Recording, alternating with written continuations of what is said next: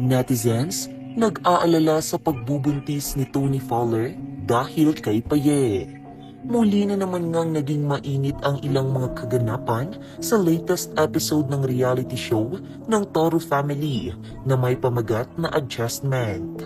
Kamakailan nga ay masayang ibinahagi ni Tony Fowler ang kanyang pagpapositive sa pregnancy test matapos ang matyagang paghihintay nila ni Tito Vince na tuluyan ng makabuo.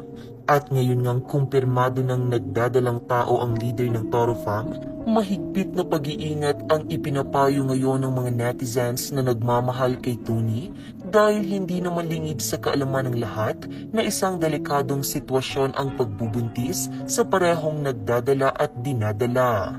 Kaya naman, labis na pag-aalala ngayon ang nararamdaman ng karamihan sa mga nakapanood ng latest episode dahil sa mga intense na tagpo sa pagitan ni Tony Fowler at ni Paye Galang.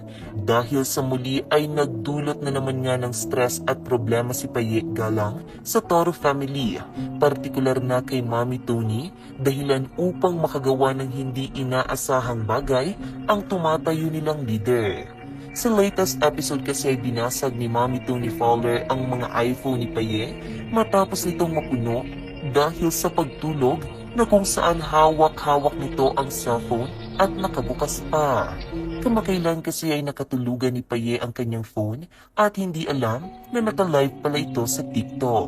Para kay Mommy Tony ay hindi ito pwedeng maliitin dahil maaari man itong pagmula ng malaking problema sakaling may biglang mahagip sa kanyang live na hindi niya alam dahil nga siya ay tulog.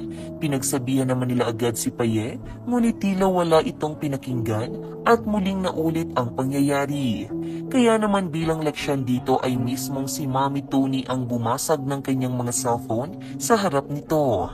Hindi rin ang hinayang ang vlogger na wasakin iyon kahit paman sa kanya mismo ito galing kung dito umano madadala si Paye. Sa kabilang banda, sandamakmak na netizens naman ang nag-aalala sa kalagayan ni Mommy Tony lalo na't nasa first trimester pa lamang ito ng kanyang pregnancy.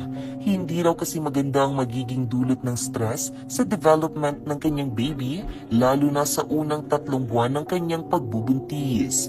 Kaya naman may ilang netizens ang nakapagkomento na umalis na muna si Paye sa puder ni Tony at bumalik na lamang ito pag nanganak na ang vlogger. Diyos ko, makukunan si Mami Oni dahil kay Paye. Paye, iwas mo na sa pagpastress kay Mami Oni kasi masama yan sa buntis. Di mo kasi alam yan kasi di ikaw ang mawawalan eh. Kaya sana mag-adjust ka. Iwasan mong pag-a-attitude mo kapag andyan si Mami Oni. Palipasin mo muna ng 9 na buwan. O kaya para makaiwas ka ng pastress kay Mami Oni, pwede ka sa ate papi mo muna. Dun ka muna sa ate mo Paye, please lang. Buntis si Oni, bawal ma-stress ang buntis. Kahit ngayon lang, maging responsibilidad kayo as Toro Fam. Paye is always ungrateful, kaya di siya pwede sa house mo Mami Oni. She is not good with you, lalo na ngayon.